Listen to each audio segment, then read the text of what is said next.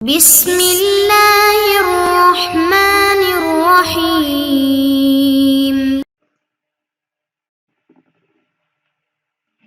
الحمد لله رب العالمين والصلاة والسلام على خاتم الأنبياء ومن هو أولى بعيسى بن مريم محمد وعلى آله وصحبه أجمعين أما بعد۔ عزیز طلباء کرام، سوال نمبر 6 کا بیان چل رہا تھا۔ سوال نمبر 6 کا دوسرا جز یہ تھا کہ مرزا غلام احمد قادیانی جو مسیح کا دعویٰ کرتا ہے اس کا رد ذکر کریں، اس کا باطل ہونا ذکر کریں۔ مسیح کا دعویٰ اس نے کیوں کیا، کیسے کیا، یہ تمام تر تفصیلات آپ کچھ ویڈیوز قبل سن چکے ہیں۔ یہاں ہمارا جو مقصود ہے اس عنوان کے متعلق وہ اس عقیدے کا رد کرنا ہے، اس کا بطلان ثابت کرنا ہے۔ تو متعدد دلائل سے انشاءاللہ اس عقیدے کا بطلان ذکر کیا جائے گا، باطل ہونا ثابت کیا جائے گا۔ اس سے قبل ہم عبارت پڑھ لیتے ہیں جو کتاب کے اندر موجود ہے۔ مسیح کا قادیانی ڈھونگ ایک بے سروپا بات ہے۔ پیدائش مسیح سے رفع تک اور نزول سے وفات تک وہاں کسی ایک بات میں مرزا قادیانی کو مماثلت نہیں، یعنی حضرت عیسیٰ علیہ السلام سے کسی ایک وصف کے اندر، کسی ایک بات کے اندر بھی مشابہت اس کو حاصل نہیں ہے۔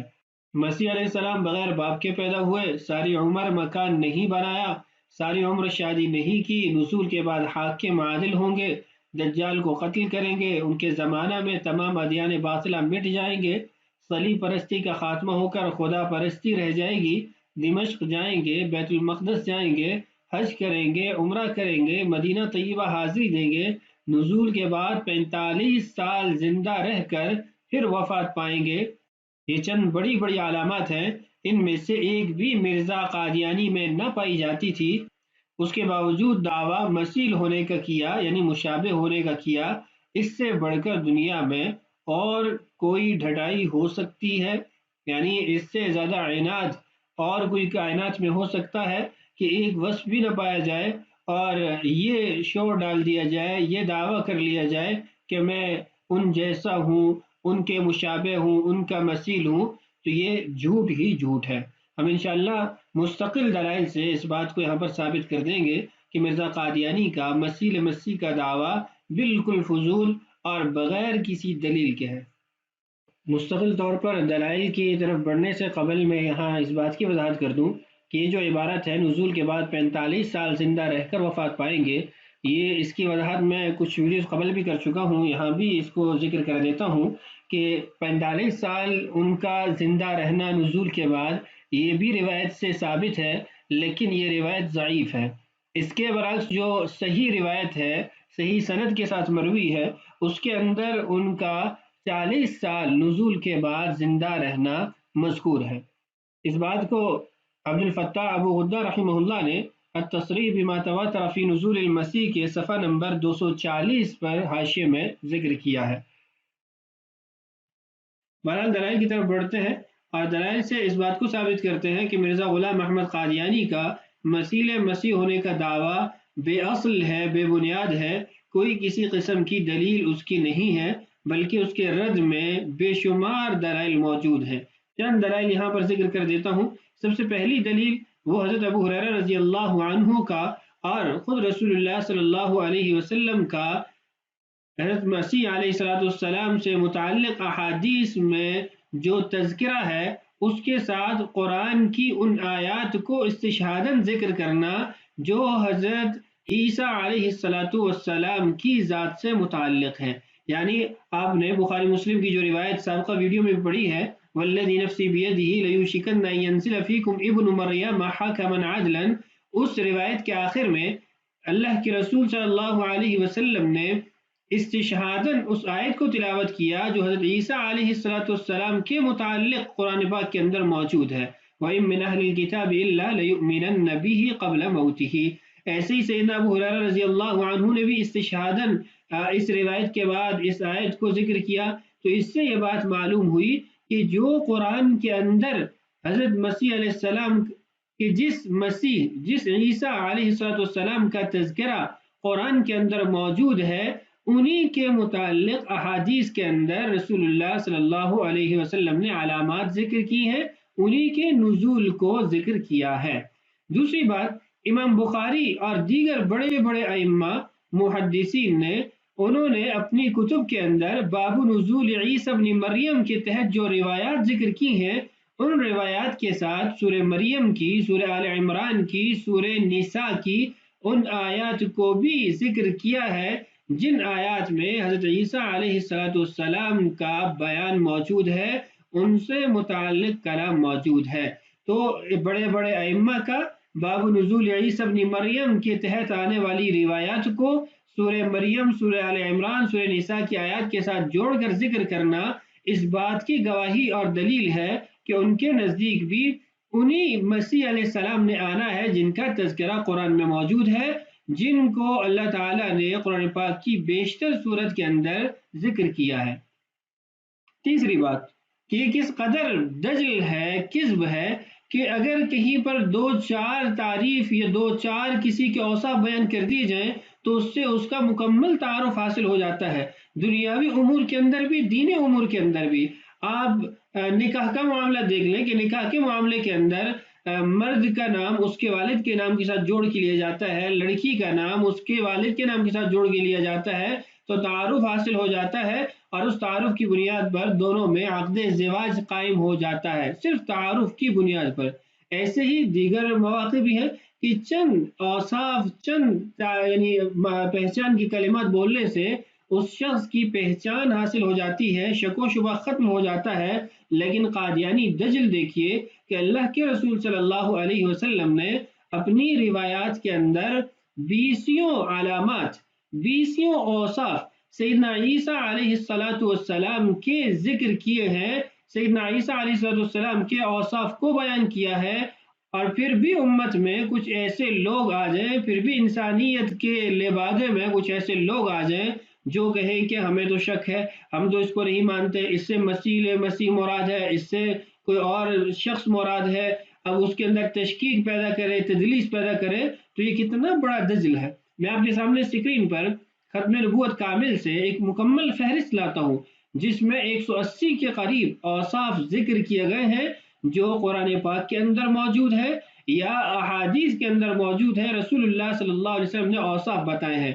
آپ ان اوصاف کی فہرست کو پڑھیں، دیکھیں، اس کے بعد آپ فیصلہ کریں کہ کیا ان اوصاف کو بیان کرنے کے بعد بھی کوئی شک و شبہ کی گنجائش باقی رہتی ہے کہ سیدنا عیسیٰ علیہ السلام جو بنی اسرائیل کی طرف نبی بنا کر مبعوث کیے گئے، رسول اللہ صلی اللہ علیہ وسلم سے پہلے ان کا زمانہ بعثت، زمانہ نبوت تھا، کیا ان کے علاوہ کوئی اور مراد ہو سکتا ہے؟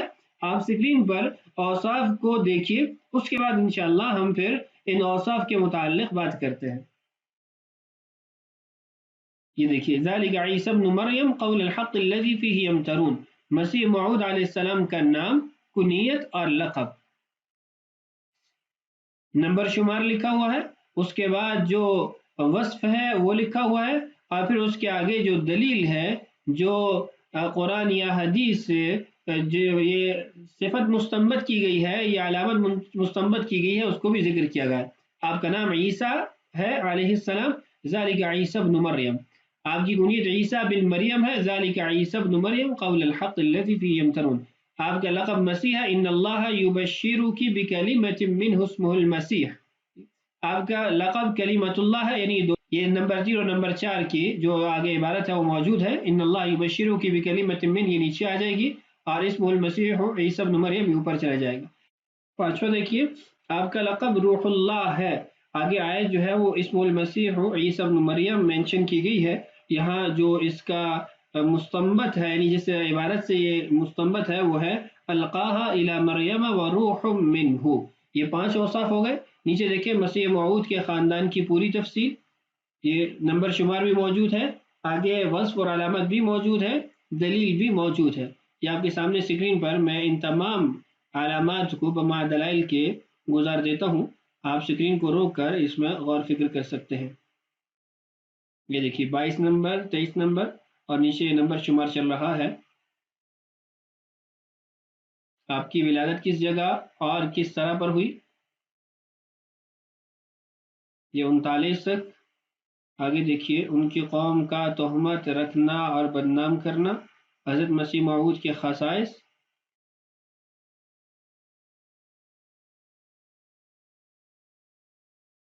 حضرت مسیح موعود کا حلیہ،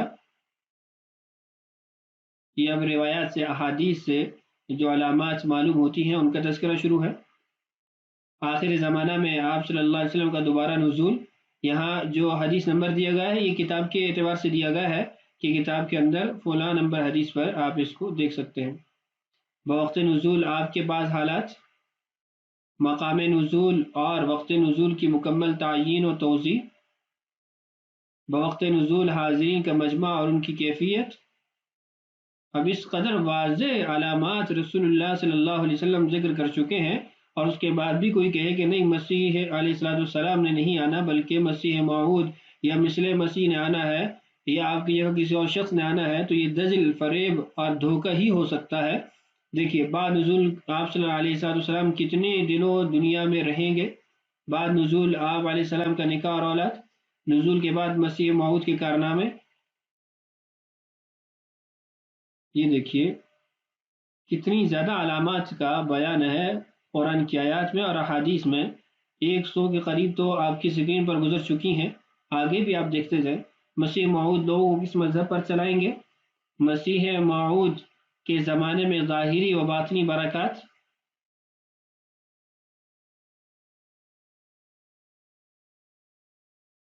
لوگوں کے حالات متفرقہ جو مسیح موعود کے وقت میں ہوں گے.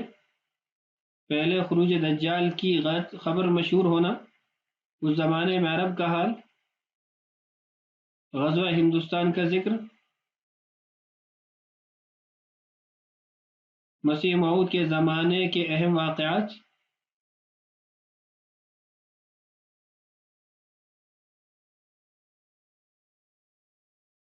یہ دیکھیے 154، 55، دجال کی ہلاکت اور اس کے لشکر کی شکست، یاجوج ماجوج کا نکلنا اور ان کے بعض حالات.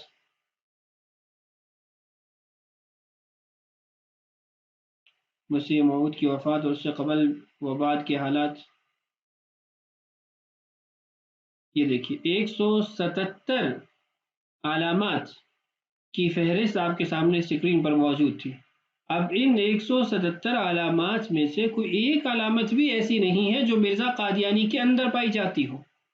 اور رسول اللہ صلی اللہ علیہ وسلم نے اتنی زیادہ اہتمام کے ساتھ اور اتنی زیادہ علامات کے ساتھ حضرت عیسیٰ علیہ السلام کے حالات کو بیان کر دیا ہے کہ ہمارے لیے تمام تر معاملے کو آسان فرما دیا ہے.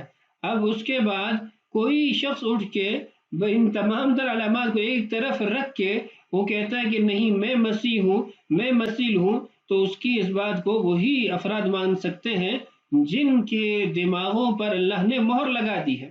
اب یہاں پر حضرت مفتی محمد شفیع صاحب رحمۃ اللہ علیہ نے کچھ سوالات کیے ہیں جماعت قادیانیہ سے، ان کو دیکھ لیتے ہیں. بڑے قیمتی سوالات ہیں. ان سوالات سے آپ مرزا قادیانی کی جماعت سے اس بات کی وضاحت ضرور حاصل کر سکتے ہیں کہ بتاؤ اب تمہارا جو مسیح ہے وہ کہاں ہے، اس کو کیسے مسیح تم مانتے ہو. دیکھیں مرزائیوں سے چند سوال مجھ کو یہ پوچھنا ہے مرزا سے، یہ کبھی ہوش میں بھی آتے ہیں؟ وہ لوگ جو ناواقفیت یا کسی مغالطے و غلط فہمی سے مرزائیت کے جال میں پھنسے ہوئے ہیں، میں ان کو خدا اور اس کے رسول کا واسطہ دے کر دلی خیر خواہی اور ہمدردی سے عرض کرتا ہوں کہ یہ دین و آخرت کا معاملہ ہے. ہر شخص کو اپنی قبر میں اکیلا جانا اور حساب دینا ہے، کوئی جتھا اور جماعت وہاں کام نہ آئے گی. خدا کے لیے ہوش میں آئے، عقل خداداد سے کام لیں اور سمجھے کہ کیا مرزا غلام احمد صاحب انہی اوصاف و علامات اور نشانات کے آدمی تھے جو سید الانبیاء صلی اللہ علیہ وسلم نے مسیح موعود کی پہچان کے لیے امت کے سامنے رکھے ہیں. سوالات دیکھیے، کیا مرزا جی کا نام غلام احمد نہیں بلکہ عیسیٰ ہے؟ کیا ان کی والدہ کا نام چراغ بی بی نہیں بلکہ مریم ہے؟ کیا ان کے والد غلام مرتضیٰ نہیں بلکہ بے باپ کی پیدائش ہیں؟ کیا ان کا مولد قادیان جیسا کوردہ نہیں بلکہ دمشق ہے، یا قادیان دمشق کے ضلع یا صوبہ میں واقع ہے؟ کیا ان کا مدفن قادیان نہیں بلکہ مدینہ طیبہ ہے؟ کیا ان کے نانا عمران اور ماموں ہارون اور نانی حنا ہے؟ آگے بے شمار سوالات ہیں. اب ان تمام در سوالات کے ذریعے مرزا قادیانی کی جماعت سے یہ سوال تو ضرور پوچھئے کہ ان اوصاف میں سے کوئی ایک وصف تو بتاؤ جو مرزا غلام احمد قادیانی کے اندر تمہیں ملا ہو اور تم اس کے مسیل مسیح کے دعویٰ کو مان گئے۔ ایک وصف، ایک علامت بھی ایسی نہیں ہے، بلکہ اگر آپ غور کریں گے تو حضرت عیسیٰ علیہ السلام کی ذات کی جو علامات بتائی گئی ہیں اس کا برعکس، اس کا الٹ اور تضاد وہ مرزا غلام احمد قادیانی کی زندگی میں آپ کو ملے گا۔ مثال کے طور پہ ایک روایت بخاری مسلم کی، اسی کو ہم دیکھ لیتے ہیں۔ رسول اللہ صلی اللہ علیہ وسلم نے ارشاد فرمایا والذی نفسی بیدہ لیوشکن ان ینزل فیکم ابن مریم، کہ تم میں ابن مریم نازل ہوں گے، تو یہ تو ابن چراغ بی بی ہے، بالکل متضاد الٹ۔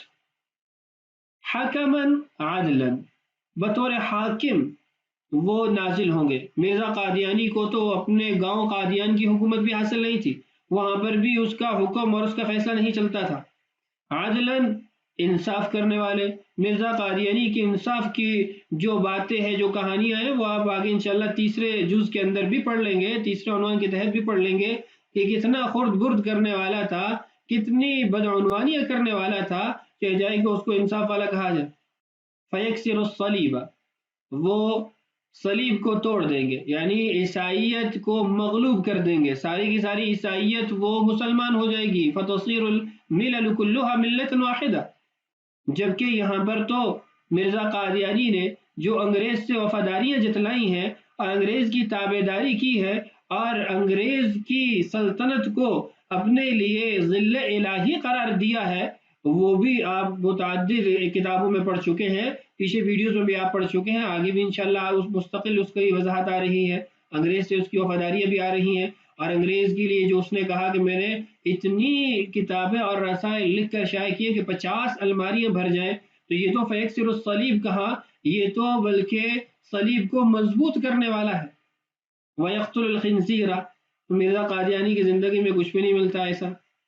وَيَضَعُ الْجِزْيَةَ، جزیہ ختم ہو جائے گا، سارے کے سارے مسلمان ہو جائیں گے، جہاد ہوگا یا اسلام ہوگا یا پھر قتال ہوگا، تیسرا راستہ کوئی نہیں ہوگا، جزیہ وغیرہ کا راستہ ختم ہو جائے گا، جبکہ مرزا قادیانی کے ہاتھ پہ تو کوئی ایک عیسائی بھی مسلمان نہیں ہوا۔ تو یہ تو چند میں نے آپ کے سامنے احادیث کی جو علامات تھی وہ رکھ دی ہیں، آپ تفصیلاً ان میں غور کریں تو مرزا قادیانی کی زندگی بالکل اس کے برعکس ہے۔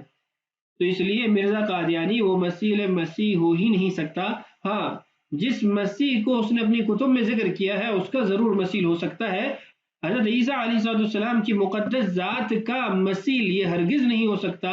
یہ حضرت عیسیٰ علیہ السلام کی گستاخی ہے اور ان کی ناقدری اور ان کے مقام و مرتبہ کو گھٹانے والی بات ہے کہ مرزا قادیانی جیسے شخص کو ان کا مسیح مان لیا جائے۔ یہ تو کچھ دلائل آپ کے سامنے وہ اپنے علماء کی کتب سے جمع کر کے ذکر کر دیے ہیں۔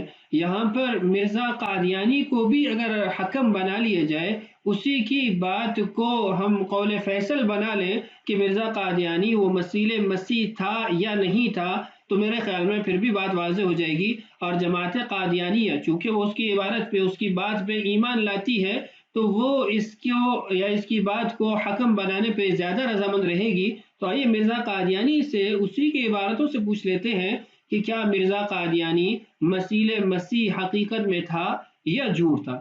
دیکھیے، مرزا قادیانی حقیقت الوحی میں لکھتا ہے، جو کہ روحانی خزائن جلد 22 کے اندر صفحہ نمبر 427 اور 28 ہے، وہ لکھتا ہے کہ میں عیسیٰ پرستی کے ستون کو توڑنے کے لیے آیا ہوں، اور اس لیے کہ بجائے تثلیث پرستی کی توحید کو پھیلاؤں اور حضرت صلی اللہ علیہ وسلم کی جلالت شان کو ظاہر کروں۔ بس اگر مجھ سے کروڑوں نشان بھی ظاہر ہوں اور یہ علت غائی ظہور میں نہ آئے تو میں جھوٹا ہوں۔ بس مجھ سے کروڑوں نشان بھی ظاہر ہوں اور یہ علت غائی ظہور میں نہ آئے تو میں جھوٹا ہوں۔ علت غائی کیا ہے کہ میں عیسیٰ پرستی کے ستون کو توڑنے کے لیے آیا ہوں اور اس کے لیے بجائے تثلیث پرستی کے توحید کو پھیلاؤں۔ کہتے اگر میں نے اسلام کی حمایت میں وہ کام کر دکھایا جو مسیح موعود کو کرنا چاہیے تھا تو میں سچا ہوں، اور اگر کچھ نہ ہوا اور مر گیا تو سب گواہ رہیں کہ میں جھوٹا ہوں، اور اگر کچھ نہ ہوا اور مر گیا تو سب گواہ رہیں کہ میں جھوٹا ہوں۔ یعنی اپنے دعوی مسیحیت میں، اپنے دعوی مماثلت میں، تو اب مرزا قادیانی نے کتنا اسلام کو پھیلایا ہے؟ کتنے یہودی اور عیسائی اس کے ہاتھ پہ مسلمان ہوئے ہیں، کتنے، کیا ایک بھی مسلمان نہیں ہوا ہے؟ اور بجائے اسلام کو فائدہ پہنچانے کے اس نے اسلام کو نقصان پہنچایا، بجائے مسلمانوں کی عزت بڑھانے کے، رسول اللہ صلی اللہ علیہ وسلم کی جلالت شان کو واضح کرنے کے، اس خبیث نے رسول اللہ صلی اللہ علیہ وسلم کو آریاؤں سے خوب گالیاں دلوائی، نعوذ باللہ۔ تو یہ بجائے جلالت شان کو بڑھانے کے رسول اللہ صلی اللہ علیہ وسلم کی گستاخی کروانے کا سبب بنا ہے۔ اس کے لیے آپ رئیس قادیان نامی کتاب پڑھ لیں، آپ کو اس میں معلوم ہو جائے گا کہ مرزا قادیانی جو آرائیوں سے مناظرے کرتا تھا، اس کے نتیجے میں رسول اللہ صلی اللہ علیہ وسلم کی کتنی گستاخی کی جاتی تھی۔